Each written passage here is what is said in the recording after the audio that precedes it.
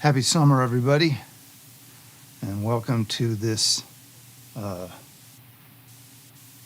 Saturday live stream.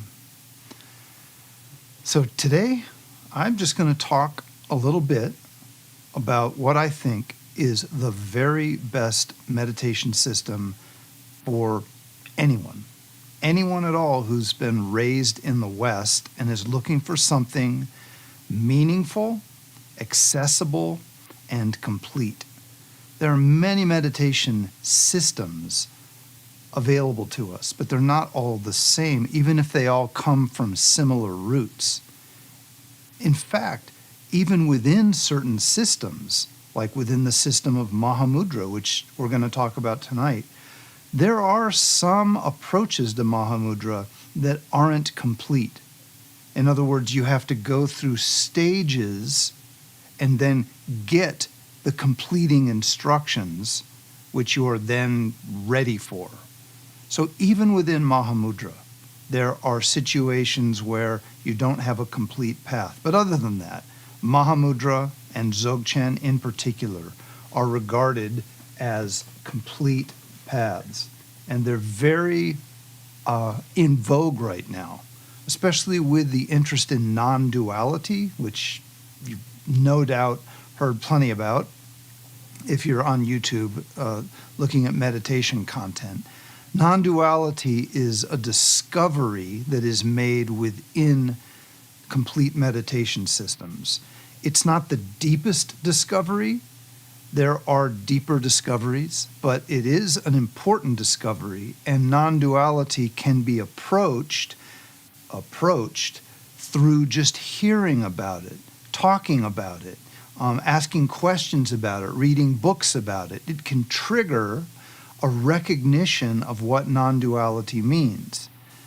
That recognition, 99 times out of 100, isn't the actual experience of non-duality. It's a clear intellectual comprehension of it, but it's so potent and it resembles the real thing enough that it can be life-changing, but not life-transforming. In other words, you can have an understanding or a mind-blowing experience of non-duality that blows your mind and changes your life, but it doesn't actually transform the basis of what you are. It isn't powerful enough to do that. For that, you have to take the insight that you get from non-duality and put it in the cradle of meditation. Let it grow stronger and more stable, and then it does transform you.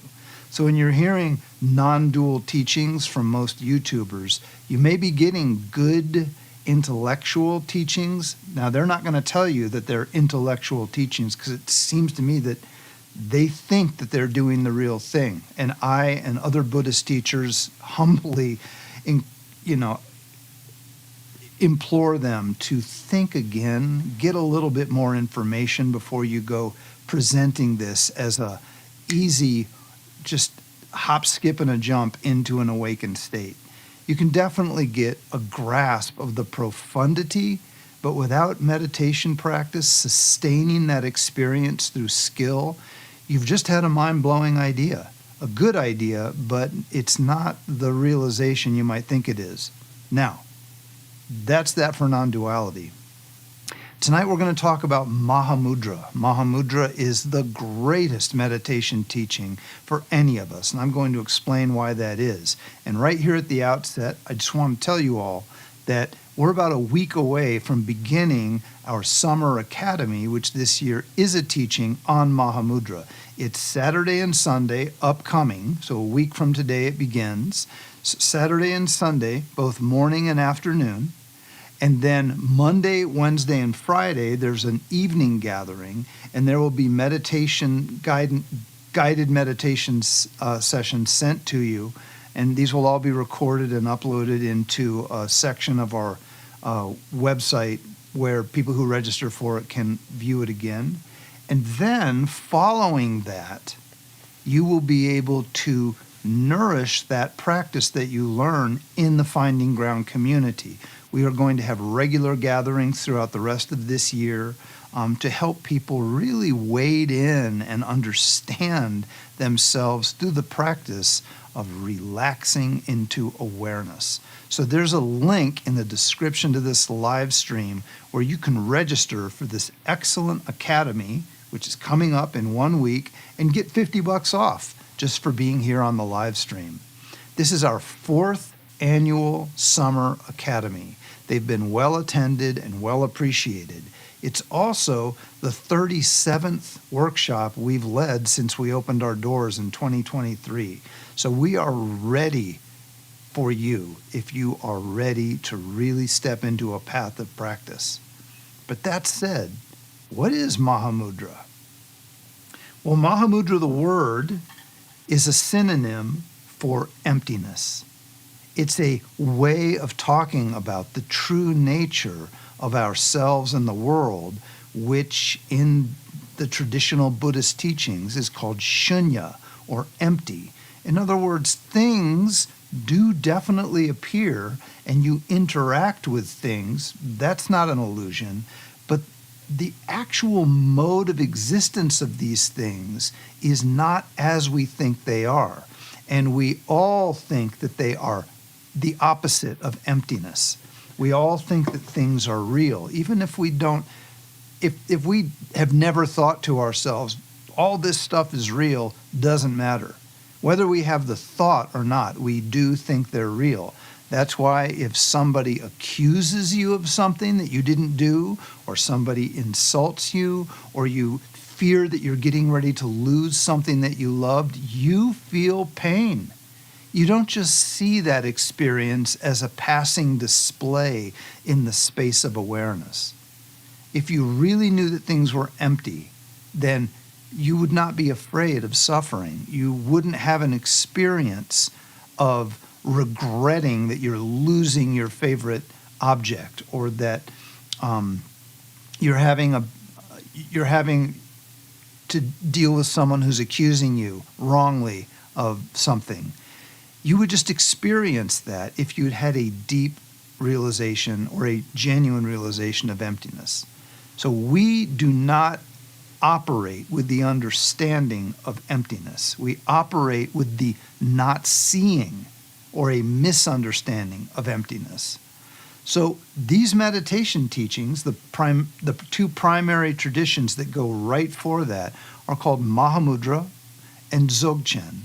Both of these traditions originate in India sometime between maybe the 6th century to the 12th century. It's kind of murky, but they both show up and then move into Tibet, where the Tibetan culture just embraced them and gave everything they had to experiencing, realizing, and developing these traditions. And now, when people study meditation, they have lots of things on their plate that they can study, but 2 of the big ones, and the longer you're in the space of meditation, the more you begin to realize that the way people talk about Mahamudra and Dzogchen is different than the way they talk about mindfulness, or even the way they talk about Zen or Theravada. Now, Zen and Theravada are authentic, legitimate traditions, but they're not the same thing as Mahamudra, and nothing is the same thing as Dzogchen. So it's good, especially if you are deciding to get into meditation practice, like you're going to give your life some meditation, you have to choose a system. You can't just do a little bit of meditation. You got to understand that meditation is a process that you're putting yourself through, and you're following basically a well-known skill set that's been refined over hundreds of generations, and you're putting it into your life wanting the same result that people in the past have gotten. So you're going to choose one or another situation, and if you don't know about the options, you're probably just going to choose whatever you find first. And it used to be that meant that you were going to start studying mindfulness. Mindfulness isn't a transformative meditation path. Mindfulness is just a way of using techniques pulled from meditation to develop the power of the mind to hold to something and maybe learn to relax. That probably sounds good to me, but that's it. That's the dead end of those practices. They don't lead to transformation. They don't lead to awakening. Theravada and Zen do. They take the mindfulness teachings and then they add into them the teachings that liberate us from confusion. They're very good paths. So it used to be that if you were going to start meditation, you were probably going to start with either mindfulness or one of the Theravadan systems, such as the Goenka system or the Vipassana system, or insight meditation. I guess Vipassana is Goenka's system. Those are great. If you're doing those, you're doing something great for yourself. But if you're not really sure what path you want to follow, you should know that there's a major opportunity that you don't want to overlook until you've explored it. And those are the nature of mind traditions, Mahamudra and Dzogchen. They come from India originally, but then they flourished and stabilized in Tibet. So all of the teachers who teach them come to us from Tibet. It doesn't mean you're doing something Tibetan. You're doing something that the Tibetan people received about 1,000 years ago, or maybe 1,500 years ago, and they just perfected it. Not only did they perfect themselves through practicing these two traditions, but they perfected the means of sharing them with others. And man, is it ever different to begin meditation through Mahamudra or Dzogchen than it is from any of the other practices. I know this because I've over 30 years of practice, more than 30 years at this point.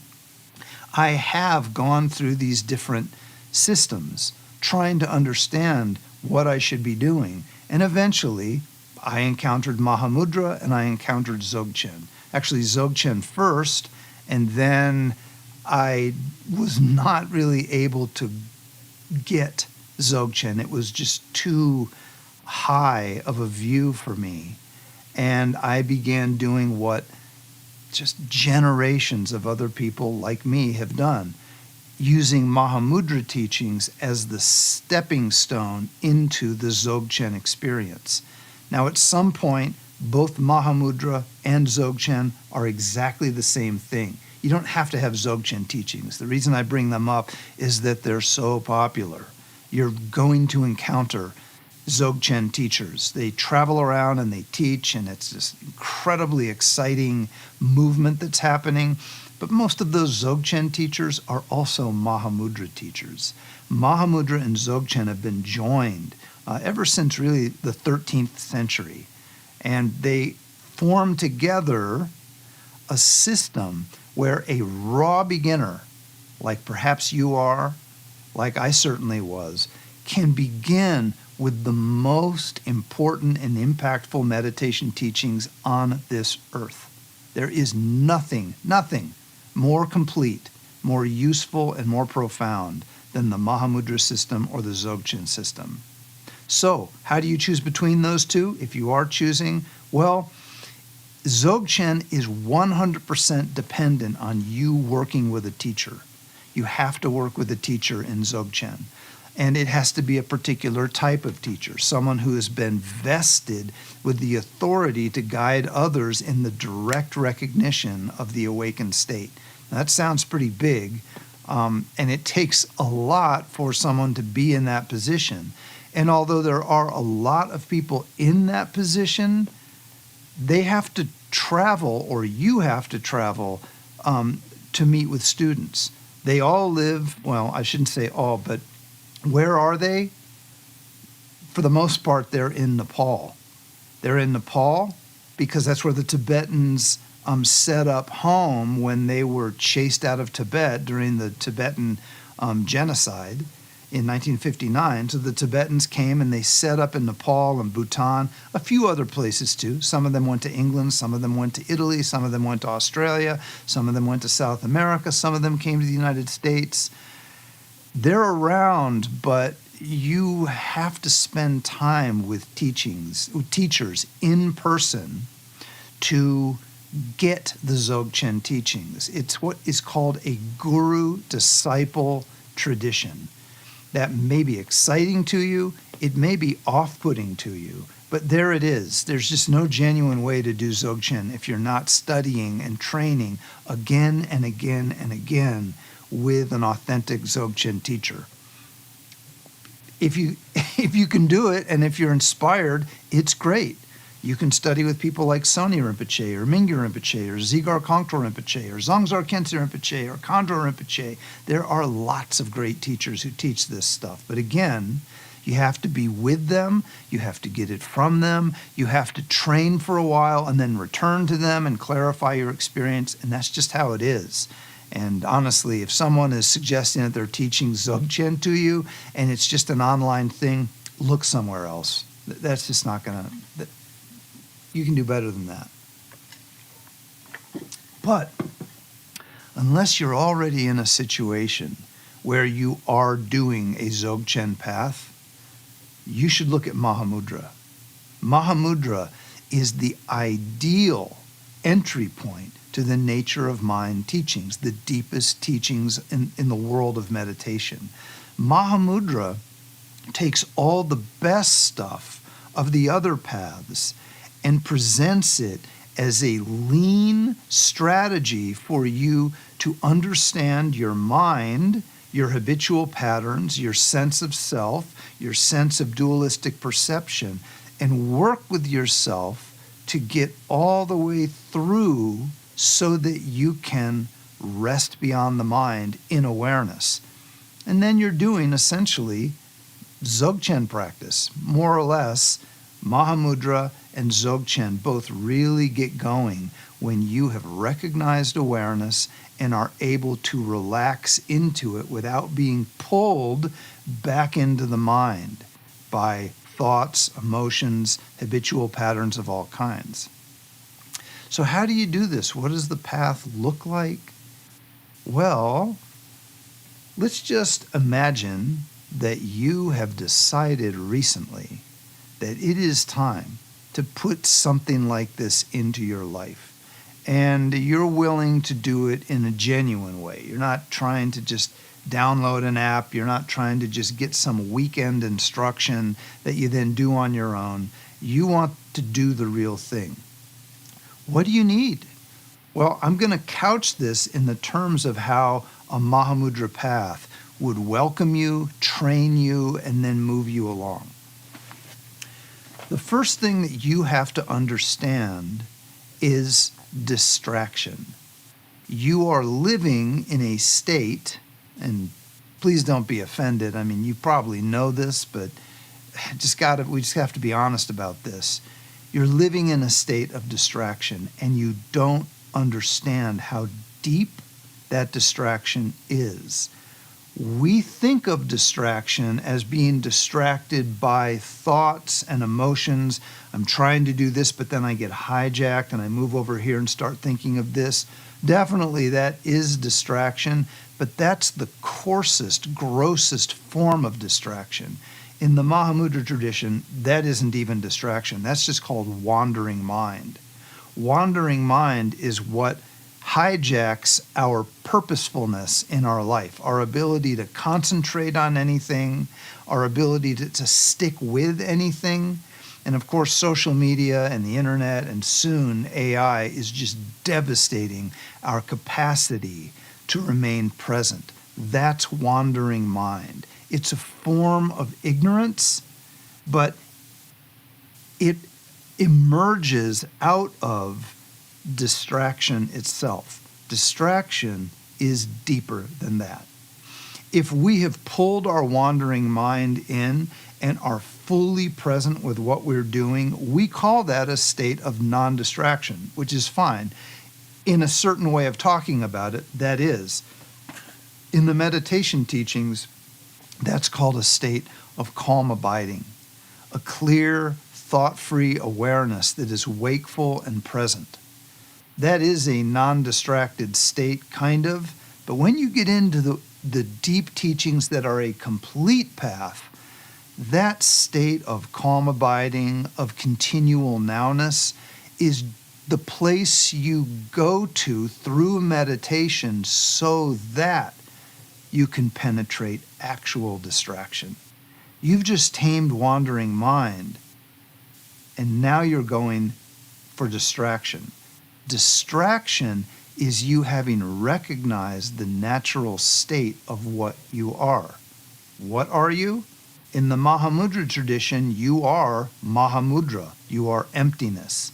You are emptiness that is intrinsically aware and expressive, but you're not caught by the expressions that come out of that empty awareness. In other words, your body and your mind, those are the expressions coming out of awareness. Whether you recognize that or know that or not is on you, but that's what's actually happening, and meditation is the art of you beginning to understand that that's happening, to see it directly, and to free yourself from any confusion of thinking that you're a separate being existing in this world that is so vast and complicated with stuff happening all over, deep past, deep future. All of that, according to these traditions and according to traditions of enlightened meditators, all of that is just the misunderstanding of your own activity as emptiness and awareness. So, Mahamudra is a way of getting to that point as quickly and safely as possible. And the way that we do it is we begin to understand what we have taken ourselves to be, while also understanding what these teachings are saying we actually are. So what we actually are is empty awareness, fully awake and cognizant of itself, that is giving rise to the expressions of the body and mind. Just like clouds and humidity and sunshine give rise to a rainbow in the sky. The rainbow doesn't grow out of the earth. The rainbow just appears in the sky and is absorbed into the sky. According to these deep teachings, that's what the world is. The world is like a rainbow appearing out of empty awareness. And there's nothing other than empty awareness. Even the appearances themselves, our thoughts, our identity, our memories, the world around us. What is it? It's empty awareness. Seeing that everything is at its essence empty awareness is the mark of everything, and that's the great seal, the Mahamudra, the great seal that all is empty awareness, the radiance of empty awareness. So we're understanding from the beginning that that's what the teachings say we are, and that's what all of these enlightened masters tell us in no uncertain terms. This is what you are. Recognize this and be free. So we start out thinking, all right, that if you say so, I'll give it a try. I will try to understand that. But how? How do I understand that? Well, that's where the path comes in, the meditation path. Ultimately, a being that has recognized their own empty awareness does not have to and would not probably engage in meditation, because meditation is the preliminary practice that introduces us to what we are. Then we transfer into what we are, and we just are what we are. Abiding in that is called non-meditation. Non-meditation. You have meditation, or gompa, and non-meditation, or migom. Non-meditation is just abiding without effort. Meditation is using effort to discover what we are. So, we are three things. Pre-awakening, we are three things. We are body, mind, and awareness. We don't understand that, at least most of us do not. When I work with meditation students, this is the template that I always give them right off the bat. You are three things, and in your meditation experience over the next several months, you're going to understand this. You're going to see it and go, my God, I never really saw how simple this is. You are body, which is obviously your physical body, but it's also the appearance of the physical world that you experience through your senses. It is not a thought. It is an appearance that is vivid and non-conceptual. It's tangible. Objects in the world, like this soda water right here, it's a little cold. Cold, that's not a thought. Well, the idea of cold is a thought, but the sensation that I call cold, that's not a thought. The feeling of the water going into my mouth, the refreshingness, well, there's sensation there, and then there's the appreciation of that, which I just called refreshing. That's the body and the mind working together to experience and name an experience. Our entire life is a combination of body and mind. But who is seeing this? Who experiences body and mind? It's interesting how our language works, because the most natural question to ask is who? Who is experiencing this? But we can jump ahead and understand that when we realize the answer to that question, it's not a who. There's no one there experiencing it. There never has been. It's not as if right now there is a who, a me, experiencing my body and mind, and at the moment of awakening, that will be gone. It's not like that. Even now, there isn't that. We're just assuming that there is. We're assuming that there's someone in the little control box experiencing all this, like the Wizard of Oz or something like that. But when Toto pulls the curtain away, we see that the Wizard of Oz is just this little dude. Well, when we pull the curtain away, there isn't even a little dude. There is just awareness experiencing body and mind. And as we go deeper into that understanding of awareness, we see that awareness is actually producing body and mind as its own appearances that then dissolve in the very next moment back into itself. Now, this is something that we can think about a lot. It can be really exciting, but we should pace ourselves. Our ideas about these deep teachings are not the same thing as seeing them directly. A realized person can have these ideas, that's how they share it with us, but a realized person is experiencing these without any need for the ideas themselves. That's called genuine experience. When that experience has stabilized to the point where you can't fall away from it, you can't fall back into distraction, that's called realization. Realization is rare. Experience is not so rare. All of us can have genuine, authentic experience of this, which is transformational. It's just not the final thing. It's not the final realization. So teachers don't have to be realized, but they do have to have experience, and they do have to have understanding. And people who have just stepped on the path have neither understanding or experience, much less realization. And realization, I'm just going to say this again, I'm always just trying to encourage people to know this because there's so much misinformation. Realization takes time. And it takes time in the state of experience. We have to be able to rest in empty awareness for longer and longer until the bottom falls out. And that's realization. Realization doesn't happen in a couple of months or a couple of years. It doesn't happen in 5 years. For most of the great realized teachers that are still around, they've been practicing for most of their lives.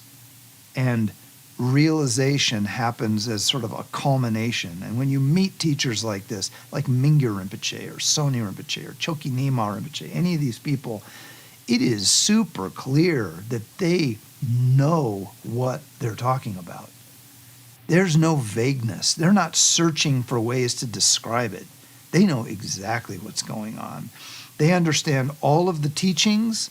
They know that at one point they were in the stage of experience, and they know, although most of them will never talk about this openly because it's just kind of it's something that the decorum of the meditation traditions is that if you attain realization, You don't talk about it.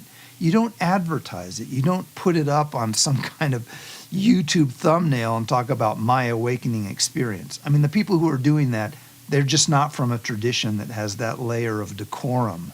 So I don't know, maybe they are realized, whatever. But in the traditions that have been producing realization on schedule for 2,000 years, people don't talk about it. They might reluctantly share the experience stage where they are recognizing that empty awareness and resting in it. They might go ahead and share with you that, this is what it is like when they experience it. They might give you a teaching to use. You get the teaching, you work with it, you talk to them, and they share what their experience is like. And you use that as a sort of way to contextualize your own progress. But for realization, that is something that is final. And there's early realization, there's sort of advanced realization, I guess you could call it, and then there's final realization, which in these traditions is called Buddhahood. Buddhahood is complete enlightenment. Samyak Sambuddha, complete and utterly awakened one, is what you would call a Buddha, someone who's gone through all the stages of experience and realization, and they've come to the point where it's called the point of no more learning. So anyway, that's a big deal. That's not something that you're probably not going to find someone who is at that stage. Maybe there are a few people in the world who are that realized. We've certainly heard about some. Chatro Rinpoche, who's no longer alive, Dilgo Khyentse Rinpoche, who's no longer alive, the 16th Karmapa, also, he died in 1981, and others like them. They were looked at by their contemporaries as completely enlightened people. And that didn't come easily. These are people who worked harder for their enlightenment than our elite athletes work to become elite athletes. They worked harder at their enlightenment than our tech CEOs work at becoming tech CEOs. The type of diligence and dedication that goes into someone who goes all the way through the initial enlightenment experience to a full enlightenment experience is just, we don't really have many examples of working that hard with that kind of dedication in our world. I mean, it gets down to every moment of your life is joined to your practice. Even when you fall asleep, you recover awareness very quickly. I mean, they can do that. They train to be able to do that, and they need to be able to do that because they continue their practice through dream. And then if they've actually attained, if we're talking about people who have attained the highest enlightenment, they're able to sustain that wakefulness even in deep sleep. It's incredible. I mean, I have a really hard time, having lucid dreams. It's not easy at all. I know how to do it. I know how to set myself up for it. I have the teachings on it, but I'm pretty bad at it. I get them. I have them. I know they're real.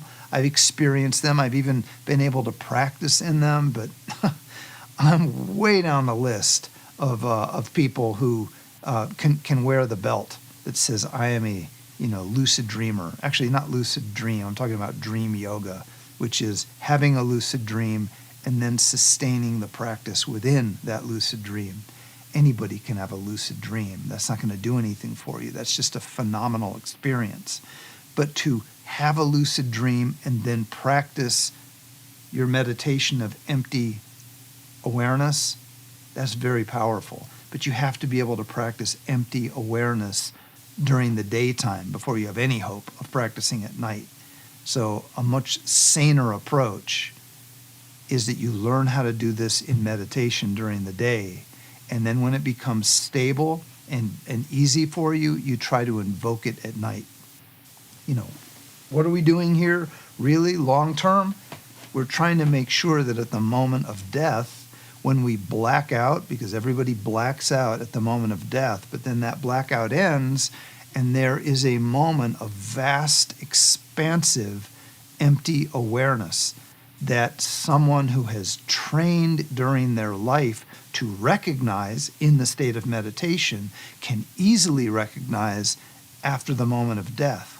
And then they are liberated from the continuity of confusion. That's called liberation in the bardo. So, where do all these teachings come from? They come from Mahamudra and Dzogchen. But we're talking about for the next 20 minutes here. By the way, I love to talk about this stuff and I just get going. But if you're here, please drop a like so that I know that you're here. Please leave a comment, just say hello. It helps the algorithm a lot.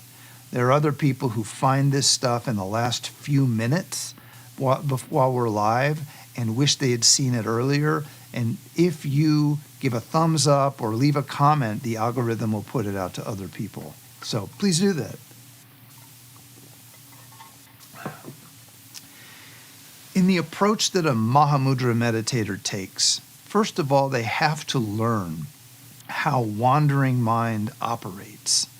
Wandering mind, once we're distracted from seeing empty awareness, that distracted state is vulnerable to habitual patterns.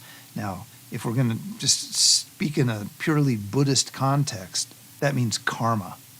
If we have recognized empty awareness, karma can't grab us. We are no longer in the arena in which karma can grab a hold of us and move us through karmic experiences like grasping and fixation. In order for us to generate karma, we have to forget what we are, and then we enter into a stupidity called ignorance, where we generate an imaginary self. It's like an effigy or a symbol. We don't know what we are, so we'll just go ahead and be this self. And so we have this fixation on a sense of self. That sense of self then lives our life, and we do everything in our life based around relating to this as what we are. It's not what we are. It's like a Charlie horse in your muscle. The Charlie horse is a seizure that takes place. It's not part of your muscle. You want to get rid of that Charlie horse so that your muscle can work. Meditation goes right to that seizure. Hey, Eileen. Meditation goes right to that point of tension that builds this sense of self, which has no reality to it, but it is able to kick up a shitstorm of karma and trouble in our life, and that's what it does. So the teachings of Mahamudra help us understand that what its methods are going to be doing to us are relax away from the clinging to this sense of ego, this sense of me. Almost all of the instructions are just going to be encouragements for us to relax when we remember to relax. Now, relaxation in this context is far, far deeper than the relaxation we might get from mindfulness. The relaxation that comes from having a stable mind, having a calm nervous system is wonderful, but we're talking about a different level of relaxation here. We're talking about a relaxation that lets go of every attachment point there is, as far down into the basis of our fixation as we can go. The first fixation happens when we forget what we are. That's called distraction. In the tradition, that's called co-emergent ignorance. The next state of confusion is wandering mind. First of all, we forget what we are. That's the fundamental distraction. And then we generate a lie to ourselves that, oh, I'm this, I'm me. And from that, wandering mind begins to develop. We go through our imaginary world, which seems so real, creating havoc in our life and creating karma, which might seem pleasant when things are going well, but it might seem awful when things are not. And in every life, there's a point where we come to the end of our life. And if we're conscious enough, we realize that it's getting ready to be over soon. And we never thought about that. And we're scared. We really haven't learned anything in our life that prepares us for those last moments. And so what happens to most people is they go into some kind of a confusion. It might be after they've gone unconscious, but that's where the confusion begins to happen. But that, unfortunately, comes from that first type of ignorance, that distraction. Co-emergent ignorance is distraction, forgetting what we are, empty awareness, and then conceptual ignorance is the outcome, and that's what I'm calling wandering mind. Wandering mind is how we spend our life when we're distracted. When we tame wandering mind, we go down to the very root of distraction. We come into contact with this false feeling of self. But the meditation methods we learn teach us to relax with that and to just see it. Don't go with it. That's what we've done our whole life. But just see it. And eventually we relax it, and then the door opens a little. That co-emergent ignorance becomes co-emergent wisdom. We see what we are. We get a glimpse. Some people might call this a glimpse of non-self. Some people might call this a glimpse of non-duality. Some people might call this a glimpse of Buddha nature, whatever, a glimpse of Mahamudra. That's what it would be called in this. But we get a glimpse, and we realize that these teachings are telling us the truth. All we had to do was follow this progressive path of relaxation into this ground where it's just us resting with the pull of the false self in front of us. And we just learn not to go with it. We relax with it and become strong.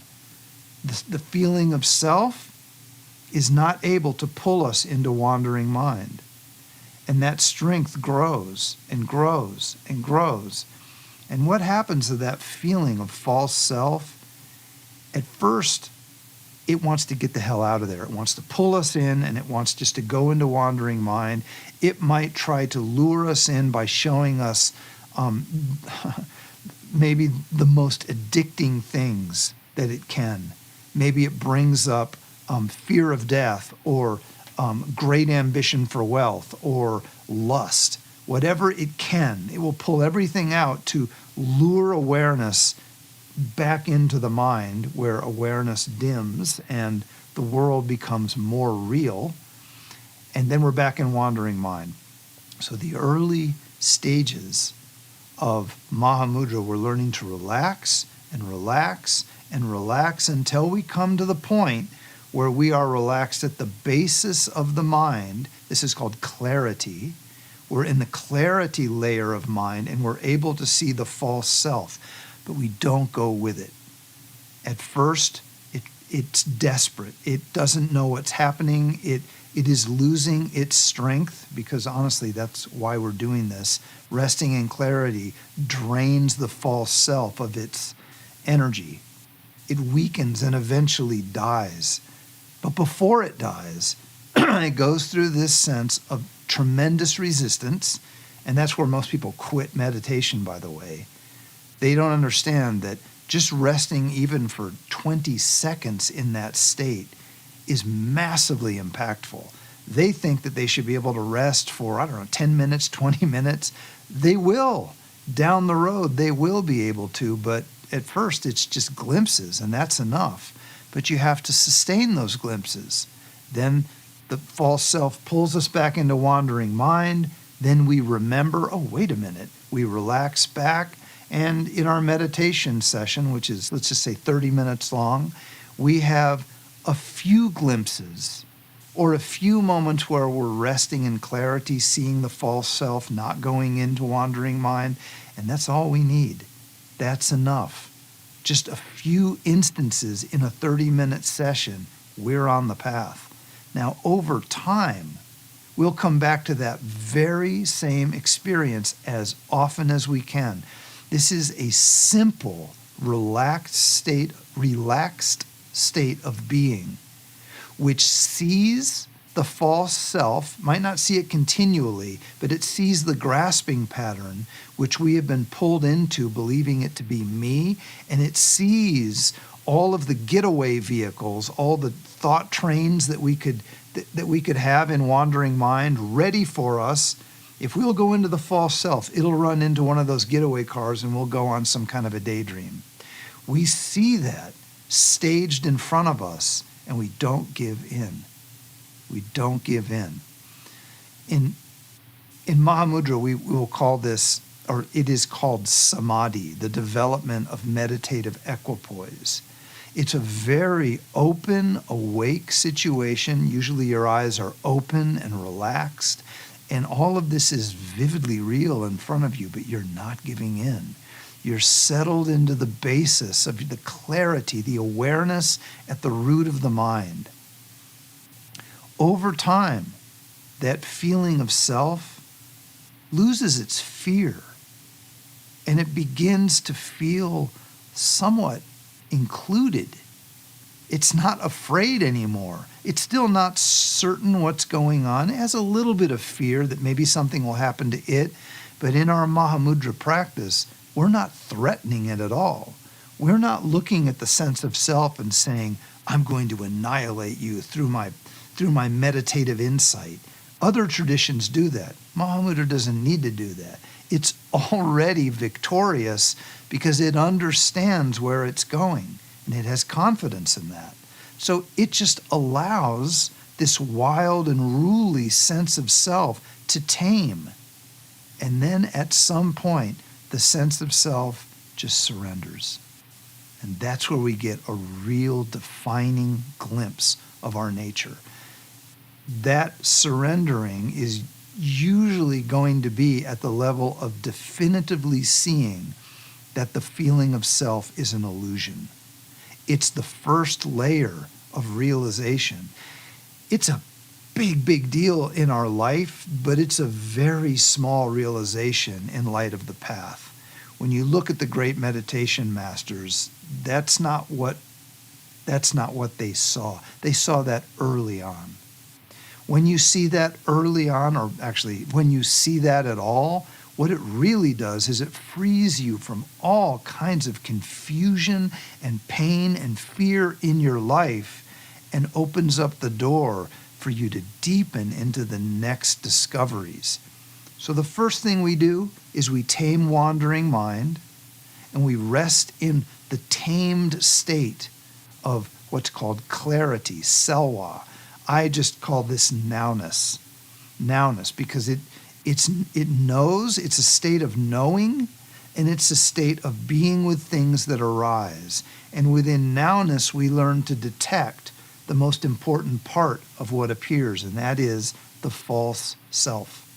We let that sort of pulse and and seize up in front of us, and we just relax with it. And over time, it relaxes and then it yields.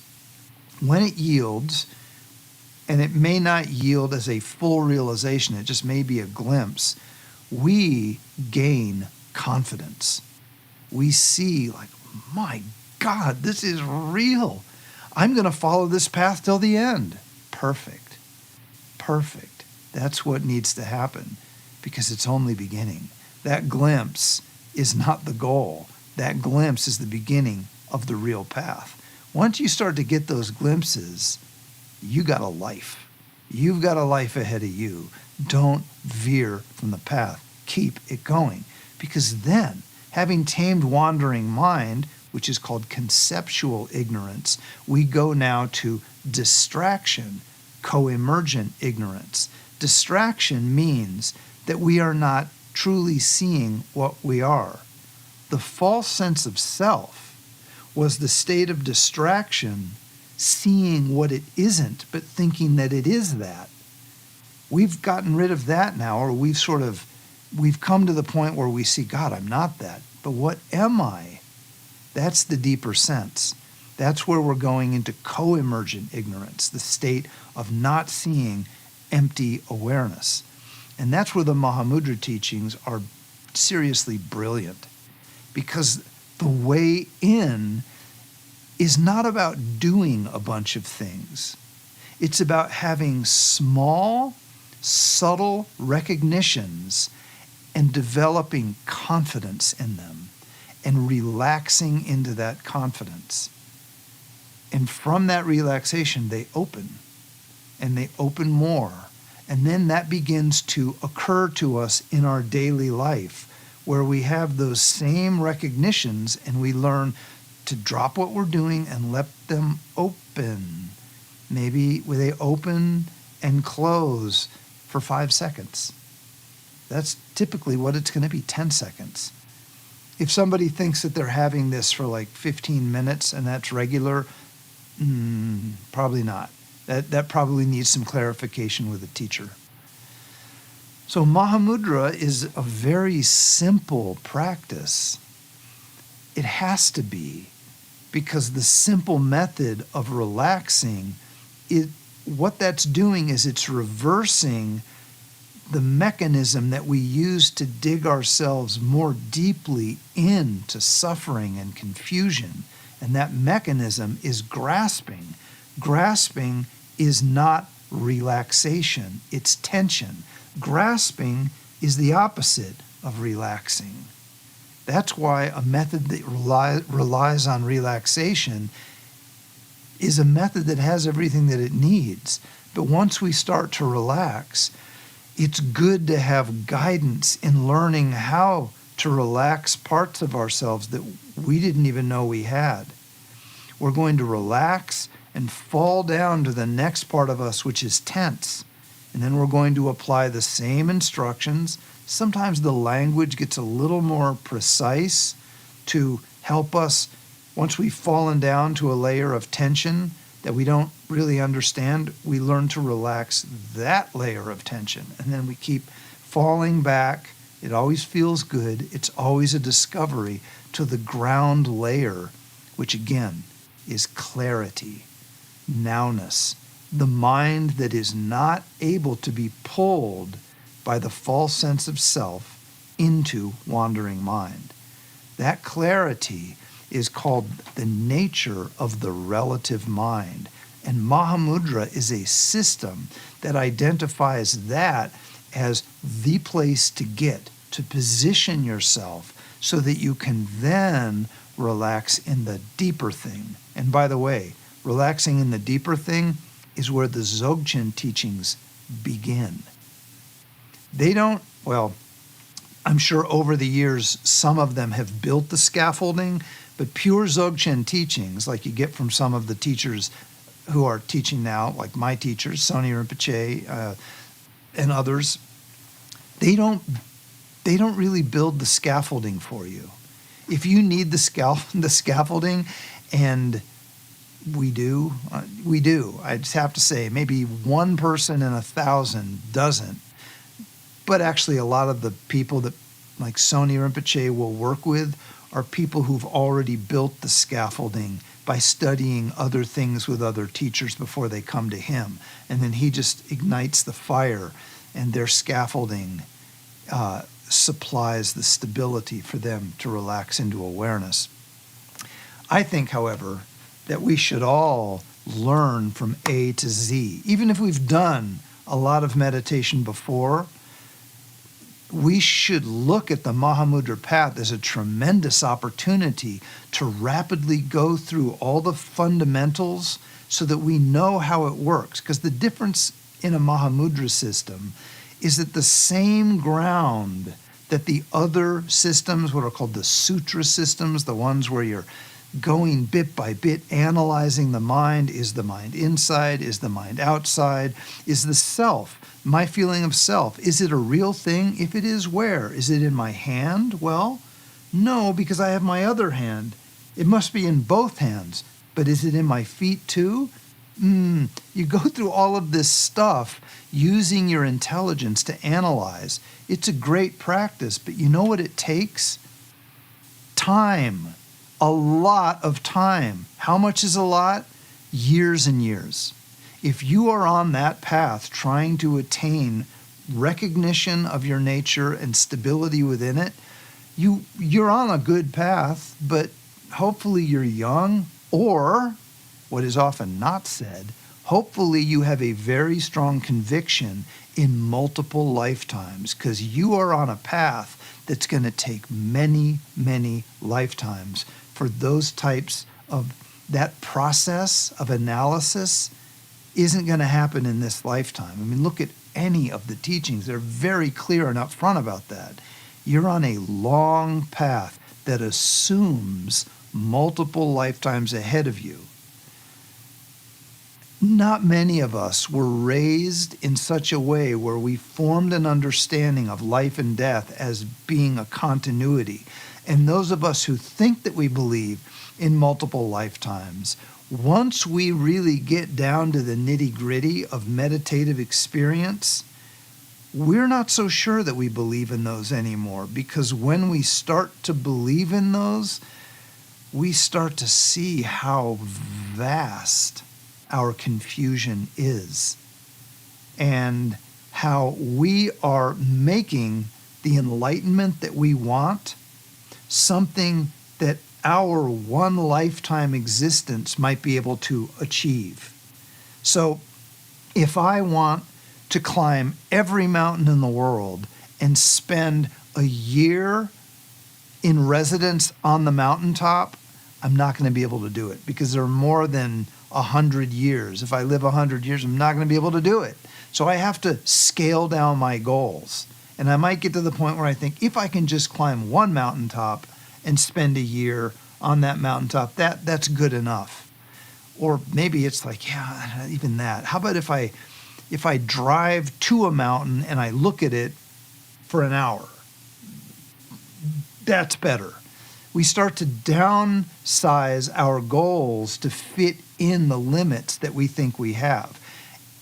And the actual enlightened state that is described, the full Buddhahood that is clearly described in every one of these traditions, doesn't fit into anything that our one lifetime is likely to accomplish. We can accomplish some of it, but the whole thing is just truly mind-boggling. Think of how mind-boggling the truths of astrophysics are. Just go back to Carl Sagan and the billions and billions of universes and how mind-blowing that is. That's nothing, man. That is just one universe that's vast. When we're talking about Buddhahood, we're talking about trillions of universes and everything in them. That's the cosmology in which these paths set themselves. And I know I just described space without saying why, but I'm trying to encourage us to understand how very vast these traditions are. We have nothing like it in the West that has prepared us for how vast the conception of Buddhahood is. Even the notion of God in the theistic traditions, it is a very, very localized understanding of what could be possible. It doesn't even approach the level of Buddhahood. It just isn't. It's not playing in that same conceptual level. And of course, our concepts are how we think about it. The real thing isn't a concept. But when we study and learn about this stuff, we are using concepts. God, I love to talk about this stuff, but, dinner time is coming up. We have to understand that there are many paths available to us that do lead to this, but they do so on different timelines. Some of them assume many lifetimes stacked one upon the other. And if we're okay with that, well, great. Someone like the Dalai Lama praises that. He'll say, when I see how vast the goal is and how long the path is to take it, I'm so happy that I'll be able to spend so many lifetimes on that path. Well, the Dalai Lama was raised in a world where everyone sees life as a sequence of lifetimes, and this is just one of them. This is one of them where you can do yourself a tremendous service by gathering your life onto the path so that you can maintain this path through many lifetimes, or you can just destroy the future of all those lifetimes by, building a freaking data center in someone's town and just not caring. I mean, that kind of stuff, that's the worst thing you could do. Just selfishly harm the lives of others, worst thing you could do. You're not on a path to enlightenment, let's just put it that way.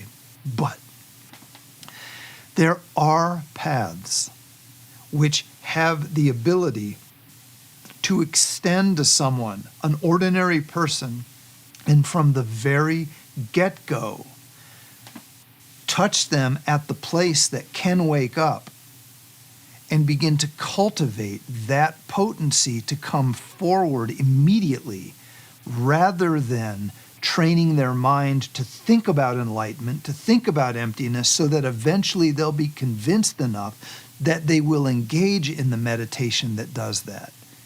We have to understand those are two really different paths. Really different paths.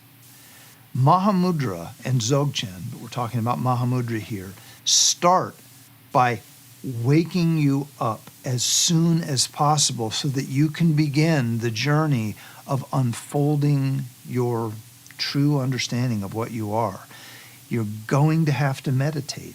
You're going to have to understand a little bit of mind-boggling knowledge. Not that it's hard to understand, but it's so not what we've been told about what the universe is and what we are. We have to swallow that pill. Doesn't mean we have to believe it, but if we don't take it in, we're not going to be able to go on this path, because this path is a journey to unfold what we are. And it's important to understand that we don't think that that's what we are. That's why we are in a world that is so on fire. That's why people are destroying themselves and destroying the world, because they don't know what they are. They think they're this false self, and they think that by engaging in this type of materialism, this endgame materialism, that they're securing themselves. It's foolish. At the end of their life, all of their money, all of their power, all of their wealth will not do one thing for them. Nothing. When they die, they die. And all that is the accumulation of selfish momentum that then follows them down the hole. So let's not do that. Please, let's just not do that. Okay? We are a data center free zone. So anyway, I'm going to cut it short, maybe come back in a couple of days, talk about it again. We have to understand that there are opportunities for us to wake up. They involve a very clear path of learning to relax fixation and stabilize as much as we can without fixation. That will relax us further, because there will be a layer of fixation that we weren't even able to see, but our relaxation begins to unwind it. And we'll go back and back and back to the ground layer of the just clear and knowing aspect of the mind, called clarity. Sometimes I call this base camp. The experience of it I call nowness. We meditate within nowness until we begin to see the false self appearing and trying to pull us. Then we relax with that.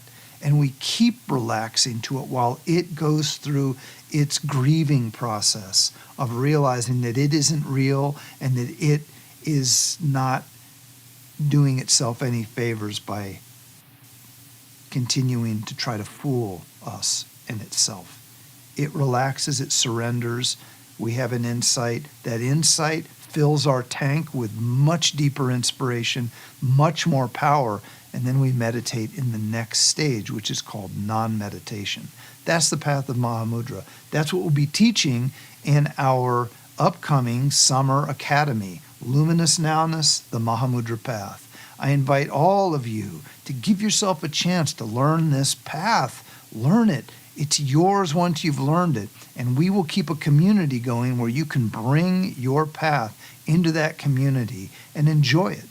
And I look forward to seeing you next time. Thank you for tuning in.